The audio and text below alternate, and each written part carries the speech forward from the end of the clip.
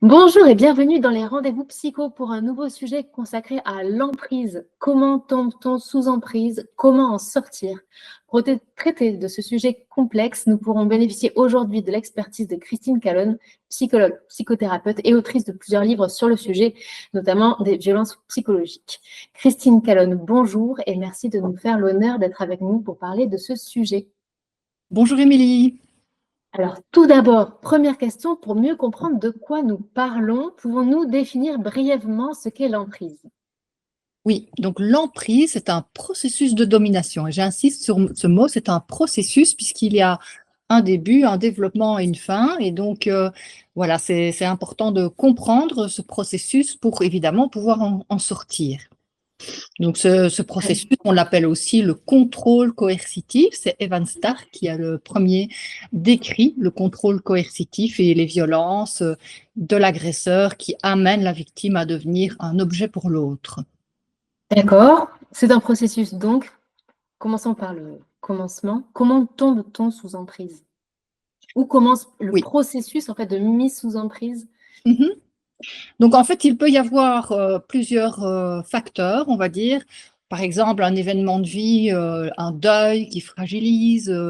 Et donc, ça, c'est plutôt événementiel. Mais on peut aussi avoir des facteurs prédisposants au niveau de la personnalité, donc des traumas de l'enfance qui font que, par exemple, on ne reconnaît pas la violence et donc on est plus facilement l'objet de manipulation et donc de domination. On a aussi des Ah, facteurs culturels qui peuvent favoriser ce contrôle, par exemple une éducation à la soumission, à l'oubli de soi. Ça, c'est des facteurs à la fois sociaux et culturels. très bien. Et quelles sont les différentes étapes de la mise sous emprise? Ça ne se fait pas du jour au lendemain, j'imagine que c'est Non. progressif. Voilà, c'est progressif et ça commence par un jeu de séduction qu'il ne faut pas confondre avec la séduction amoureuse, puisque là, il s'agit de mise sous contrôle, donc c'est pas quelque chose de d'affectif. Oui, il y a pas de réel amour en fait. Vraiment, ça démarre tout de suite par un jeu. Enfin, c'est un peu une supercherie dès le départ. C'est ça, hein. Donc par exemple, la flatterie, l'offre de cadeaux pour attirer l'autre dans ses filets. Donc ce n'est pas une relation, si on définit l'amour comme le respect de l'autre, le respect de la personne de l'autre, on n'est pas dans ce cas de figure puisque le but de l'agresseur est de réduire l'autre à l'état d'objet. Donc là, c'est D'accord. vraiment une séduction qui vise à manipuler et non un début de relation amoureuse. Donc, où il y a un respect de la personne de l'autre. Donc, ça, c'est le début du processus. Donc, cette séduction qui n'est pas du tout dans le registre amoureux. Et puis, s'ensuit, si ça marche, évidemment, là, c'est le verrouillage de la relation que l'agresseur met en place à travers un contrat, que ce soit le contrat de mariage, l'achat d'une maison, ou faire un enfant, c'est un contrat inconscient, mais qui revient au même, c'est-à-dire finalement coincer l'autre, le maintenir sous contrôle. Et une fois que le verrouillage est installé, en général, là, l'agresseur montre son vrai visage, cette domination de l'autre qu'il veut développer à travers voilà, différentes techniques de manipulation et des violences, qu'elles soient psychologiques, verbales, physiques, sexuelles ou économiques. La domination est installée, ben là, il y a aussi l'exploitation de l'autre qui se manifeste, soit financièrement, soit à travers une surcharge de responsabilité. C'est toutes sortes de formes d'exploitation qui permettent à l'agresseur vraiment de renforcer encore l'emprise et pour terminer la destruction, voilà, de la personne de l'autre qui est réduite à l'état d'objet et donc qui a perdu son identité. Très bien. Oui, c'est tout un processus. Donc, généralement, donc, la proie, si elle est là et qu'elle est entrée sous l'emprise, c'est une proie qui est très amoureuse, parce que j'imagine que toute la phase de séduction a très bien fonctionné.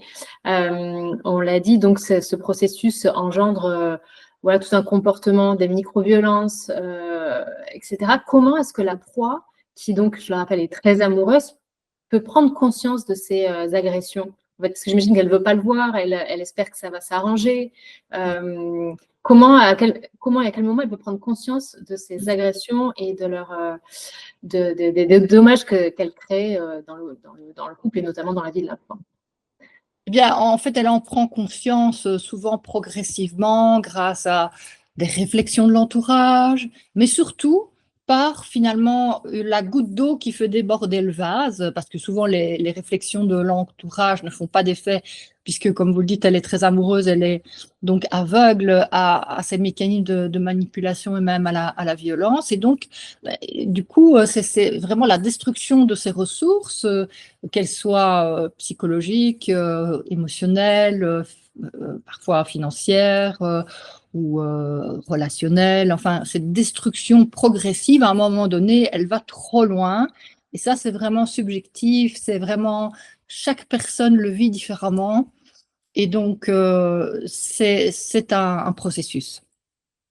D'accord. On pourrait dire, oui, ça se voit là, cette personne-là agresse. Pourquoi il n'y a pas de réaction? En fait, quelles sont les réactions types de quelqu'un sous emprise face à une agression qui normalement ne devrait pas laisser indifférent? Comment se comporte en fait la victime? Bien, ce qui se passe, c'est que l'accumulation de micro-violences et de manipulation entraîne la victime dans ce processus de contrôle coercitif. Et donc, elle ne voit pas la cage dans laquelle elle est enfermée. Evan Stark dit que la victime, comme l'entourage, ne voit que certains barreaux. Et donc, il y a un aveuglement et par contre, les effets sur la victime se font de plus en plus sentir. Plus il y a d'agressions violentes, plus la victime perd son estime d'elle-même, sa confiance en elle, développe un sentiment de honte, de culpabilité, une impuissance apprise, puisque c'est l'accumulation des agressions violentes qui l'amène à l'impuissance, parce qu'au début, elle essaye de se faire entendre, et puis elle voit que finalement, ça ne fait qu'accentuer la violence, et donc elle renonce. Et ça a été étudié en laboratoire sur des animaux qu'on a enfermés dans des cages et qui recevaient des chocs électriques. Et à force de recevoir des chocs électriques, eh bien, ces animaux, une fois qu'on ouvre la porte de la cage, ils restent là. Ils restent dans la cage. Donc, ce phénomène d'impuissance apprise, qui a été étudié par Seligman, eh bien, il est aussi présent dans la relation d'emprise. Et donc, c'est cette impuissance apprise qui explique évidemment que la victime ne part pas malgré tout ce qui arrive et l'entourage, avec un point de vue extérieur, ne comprend pas ce phénomène très souvent. C'est la question que j'allais vous poser ensuite, c'est quand on fait partie de l'entourage de la victime et qu'on se rend compte justement qu'on suspecte ce genre de relation, comment agir et que dire? Parce que c'est assez délicat en plus, enfin, ce sont des suppositions, là c'est la personne, on le sait, est amoureuse, et puis c'est toujours délicat aussi de venir un petit peu donner son avis sur un couple. Donc comment on peut agir et qu'est-ce qu'on peut dire à cette personne pour qu'elle prenne conscience ou au moins qu'il y ait planter une petite graine, on va dire, dans l'esprit de la personne? Alors, je pense que l'entourage, c'est important qu'il ne soit pas interventionniste parce que très souvent, en fait, alors à ce moment-là, il y a un déplacement du problème. La victime voit en ces personnes de l'entourage l'agresseur au lieu de le voir là où il est. Et donc, cet interventionnisme n'est vraiment pas à conseiller. Par contre, être attentif à la personne, reconnaître ses émotions, ses besoins, sa détresse, si elle l'exprime, être disponible et poser des questions ouvertes, pas d'actes autoritaires, mais plutôt des questions ouvertes avec une écoute bienveillante, pas de jugement. Très bien, ouais, surtout pas de jugement et de la bienveillance. Difficile de s'en rendre compte, toutefois, vous le disiez tout à l'heure, généralement, donc c'est la goutte d'eau hein, qui fait que voilà, on sent qu'il y a quelque chose qui ne va pas et qu'il faut sortir. Mais comment sort-on précisément de l'emprise? Alors, ça, c'est une question importante. Donc, ce qui permet d'en sortir, c'est d'abord la prise de conscience. Donc, la prise de conscience, c'est vraiment le fait que le corps n'en peut plus il y a un excès de stress. Et ça, c'est vraiment important. D'ailleurs, on dit des victimes, une fois qu'elles sont libérées de l'emprise, qu'elles sont dans un état de stress post-traumatique. Donc, ça se voit parce que soit la personne est complètement dissociée de son corps, elle n'est plus dans son corps, elle ne ressent plus son corps, et donc elle est vraiment devenue une sorte de robot, ou bien elle est submergée par le stress, elle n'est pas dissociée, et là, il y a vraiment des réactions physiologiques très importantes. Et donc, ça, c'est important de mettre des mots dessus sur ce stress qui est la conséquence de ces agressions violentes et de cette impuissance à s'exprimer, à vivre. Donc là c'est important, cette prise de conscience, c'est ça qui déclenche le sentiment que c'est la goutte d'eau qui fait déborder le vase et que là, il faut fuir. Je dirais que c'est la première chose. Ensuite, demander de l'aide. Donc là, c'est possible une fois justement la personne est sortie du déni, parce que souvent, elle est dans le déni pour pouvoir supporter l'insupportable. Hein. Donc, ce déni, il est lié au fait qu'il y a de la manipulation, il y a un contrôle, et donc les deux ensemble amènent la personne au déni. Surtout aussi le fait qu'elle sent que si elle prend distance, ça devient vraiment dangereux. Et donc Ouais. là, c'est souvent d'ailleurs ce qui se passe. Une fois qu'on prend distance de l'agresseur, il y a un accroissement des violences. Et donc, ce que la victime ressent est juste. Et donc, c'est important d'en prendre conscience et de se protéger. Donc là, c'est trouver des ressources, des personnes ressources, des activités ressources, tout ce qui peut redonner vie à la victime et lui permettre à nouveau de se mobiliser pour retrouver son identité, son estime d'elle, sa confiance en elle, sa capacité à faire face à la situation et à poser ses limites. Et donc tout ça, eh bien, c'est nécessaire d'y accéder pour pouvoir faire face à l'agresseur, notamment reconnecter son corps, apprendre à gérer son stress et donc redéfinir aussi ce qui est important pour elle. Ça, c'est très important, c'est les besoins, les valeurs qu'elle avait et auxquelles elle a renoncé finalement pour pouvoir apaiser, enfin, espérer apaiser l'agresseur. Ouais, ça va être difficile, effectivement, quand la personne s'est soumise, souvent pour pas faire de vagues ou pour, voilà, pour répondre positivement à ces micro-agressions, ces injonctions, etc. Et surtout pour pas, effectivement, qu'il y ait de débordement au sein du couple, de se rendre invisible, en fait. C'est vrai que je me dis que le corps, en fait, doit vraiment encaisser tout ça. Reprendre conscience donc de soi, de nos propres envies, pour reprendre de l'énergie, savoir ce qu'on veut, ce qu'on ne veut plus. Ça peut passer par, effectivement, vous le disiez, donc renouer avec peut-être des personnes, la bienveillance, pratiquer ces activités qui, peut-être pour se reconnecter à soi, je pense aussi au yoga aussi qui fait beaucoup de bien pour prendre conscience de tout ça. Mais en tous les cas, il faut pas hésiter aussi à se faire accompagner. Une fois que la personne a réussi à partir, comment faire partir les peurs qui nous restent après ce type de relation sous emprise? Parce que j'imagine que ça ne se fait pas du jour au lendemain non plus. Oui, oui, parce que la victime a finalement son système nerveux qui est complètement dérégulé suite au stress post-traumatique subi durant l'emprise, les violences récurrentes. Et donc, c'est important d'apprendre à réguler son système nerveux.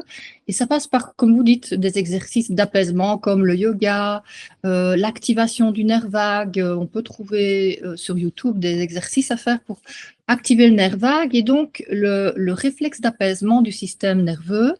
Et donc, ça se fait de façon progressive parce qu'au départ, la victime a peur de lâcher prise, d'être en relaxation parce qu'elle a pris l'habitude d'être, je veux dire, surprise par les violences et donc de ne jamais lâcher prise. Et donc là, il y a des exercices à faire, par exemple, d'apprendre à être ici et maintenant, observer son environnement et voir que dans l'ici et maintenant, il n'y a pas de danger.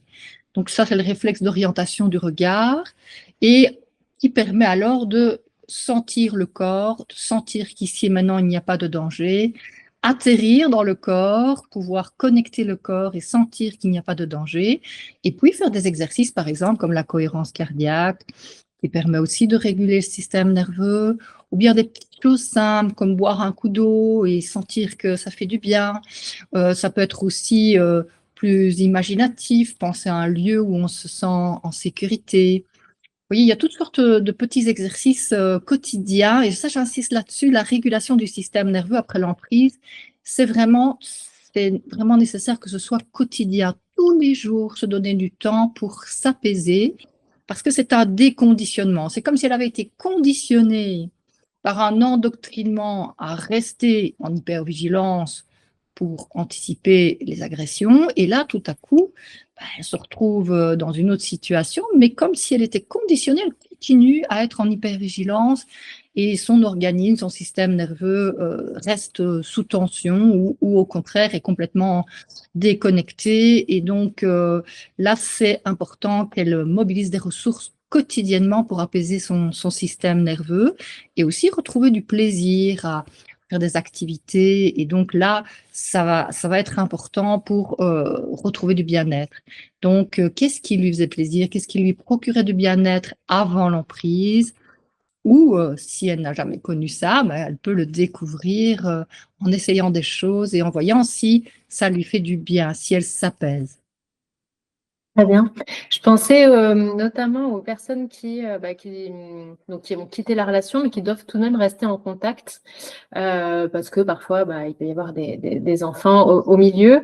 On le sait, la personne, en fait, a besoin de contrôle, et quand elle sent justement que ce contrôle échappe un petit peu, ces micro-agressions peuvent tout de même continuer, que ce soit par message, etc. Quel est le meilleur comportement à avoir pour essayer de ne pas rentrer dans le jeu et pour faire une sorte de pare-feu en disant, voilà, quelle est la meilleure attitude à avoir en fait pour stopper net toute agression, on va dire.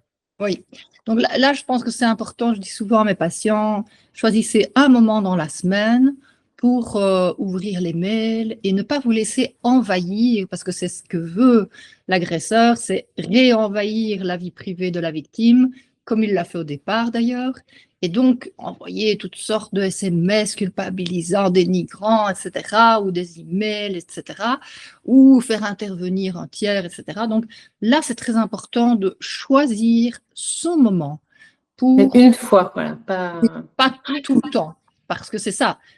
Si la victime reçoit tout le temps des messages, ben, finalement, c'est comme si elle était toujours dans la relation d'emprise. c'est ça. Elle ne pourra pas se reconstruire. Hein. Donc, c'est important qu'elle s'autorise à faire ça parce que c'est seulement comme ça qu'elle va pouvoir aider son système nerveux à lâcher prise et à ressentir de nouveau du bien-être, de l'apaisement.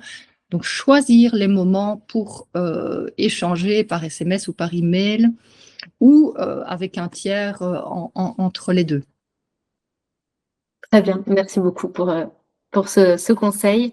Et donc, quand on a vraiment tourné la page, comment est-ce que l'on peut se reconstruire pour reprendre le pouvoir de sa vie? Aller de l'avant, faire de nouvelles rencontres sans avoir trop peur. Comment ça se fait? Alors, ça, c'est donc très important d'avoir compris d'abord ce qui nous est arrivé, parce que sinon, on imagine que tout le monde peut être comme ça. Hein, c'est souvent ce que disent les victimes. Ah, elles voient des agresseurs partout. Donc là, c'est très important d'apprendre euh, identifier ce qui, dans leur histoire, fait qu'il y a eu une faille et que l'agresseur s'y est engouffré. Et donc, une fois que cette compréhension est là, ben, on peut alors à ce moment-là mobiliser des ressources pour s'apaiser, reconstruire son identité. Et après cela, on peut sortir de l'isolement. Et c'est très important parce que en sortant de l'isolement, la victime se rend compte que tout le monde n'est pas comme ça et que elle peut rencontrer des personnes bienveillantes. Mais ça demande évidemment aussi de désamorcer les mécanismes de survie parce que souvent la victime est soit figée, hein, si on reprend les 3 mécanismes de survie du système nerveux, combattre, fuir ou se figer. Souvent, la victime, soit elle est figée et à ce moment-là, elle reste en retrait et finalement, les gens n'ont pas envie de venir vers elle, ce qui lui confirme que les relations avec les autres, c'est pas pour elle. Ou bien, elle est dans le combat, elle a des crises de colère, elle se sent hypersensible à la moindre critique, elle explose. Et donc là, c'est très important d'identifier quelle est la sécurité qui se cache derrière ces mécanismes de survie. Et cette insécurité, eh bien, d'arriver à l'apaiser. Et au niveau du cerveau reptilien, il y a trois peurs fondamentales qu'on retrouve chez toutes les victimes, et chez tous les êtres humains d'ailleurs, fondamentalement, c'est la peur d'être seul, la peur d'être impuissant, surtout l'impuissance apprise, évidemment, qu'on disait tout à l'heure, et la peur d'être incapable. Et donc, si on essaye de se poser des questions sur ces mécanismes de survie, tiens, si je suis dans le retrait, j'ai peur de quoi? Pourquoi est-ce que je suis dans le retrait? Et je vais jusqu'au bout de mon questionnement pour identifier la peur et alors mobiliser une ressource pour apaiser ma peur. Donc, soit une ressource imaginaire, repenser par exemple, si j'ai peur de l'impuissance, un souvenir où j'ai été puissante. Et quand je me rappelle de ce souvenir, qu'est-ce que ça me fait? Qu'est-ce que je ressens? Et laisser vraiment les sensations agréables, l'émotion agréable venir dans le corps pour retrouver sa puissance intérieure. Et ça, c'est très important de retrouver sa puissance intérieure parce que c'est elle qui nous donne l'énergie pour poser nos limites et donc pour se protéger. Donc ça, c'est essentiel d'apprendre à écouter son corps pour à la fois s'apaiser, écouter ses besoins et pouvoir poser ses limites. Merci Christine. Il est donc tout à fait possible de se reconstruire. Vous venez de le dire. Je vous remercie infiniment pour votre intervention sur ce sujet qui est très complexe. On sait que voilà, il y a beaucoup de vies comme ça qui sont malmenées, mais surtout à toutes les personnes qui sont dans cette situation-là, gardez l'espoir et enfin, vous entendez Christine, hein, vous pouvez aller de l'avant, vous pouvez sortir de ça. Vous étudiez donc ce sujet, Christine Calonne, vous en avez aussi écrit des livres. Je pense que vous en avez un ou deux sous la main que vous pouvez peut-être nous présenter pour ceux qui souhaitent aller un peu plus loin dans ce sujet.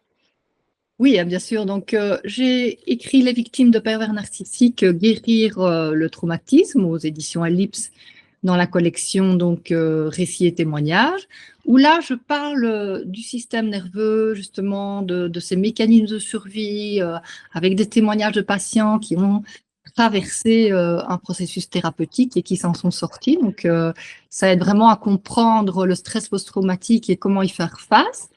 Et un livre plus général, quand on se pose des questions plus générales sur l'emprise, sur les violences de l'emprise et la manipulation, c'est Les victimes de pervers narcissiques, guérir le traumatisme dans la collection sans questions-réponses, toujours aux éditions Ellipse.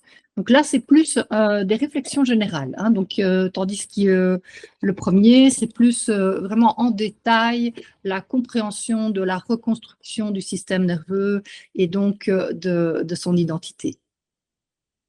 Merci de nous avoir parlé de ces livres-là. N'hésitez pas à parler autour de vous, à demander de l'aide si vous pensez que quelque chose ne va pas ou que vous ressentez, ne serait-ce qu'un mal-être dans vos relations. Dans votre relation, pardon, des solutions existent. Vous disiez, pardon, on peut guérir de ce traumatisme et notamment se faire accompagner par un professionnel. Christine Calonne, vous-même, vous proposez des consultations. Comment faire pour vous contacter? Eh bien, donc, vous avez mon site internet psychothérapie-calonne.be où vous avez toutes les informations utiles. Et donc, ça peut se faire par Zoom, par Skype ou en présentiel. Et donc, voilà, c'est la meilleure façon de me contacter. Merci beaucoup Christine Calonne et surtout n'hésitez pas oui, à rejoindre Christine Calonne si vous avez ne serait-ce que des interrogations sur ce que vous vivez ou vraiment voilà, que vous sentez que quelque chose ne va pas. Ne laissez pas la situation voilà, s'envenimer. Hein. Dès qu'il y a une petite alerte, surtout, il ne faut pas hésiter. Un grand merci pour votre gentillesse et votre expertise, Christine Calonne. Merci aussi de m'avoir invitée, Émilie. Au revoir. Et j'espère à bientôt pour un prochain sujet. Merci à toutes et à tous de nous avoir suivis. À très bientôt.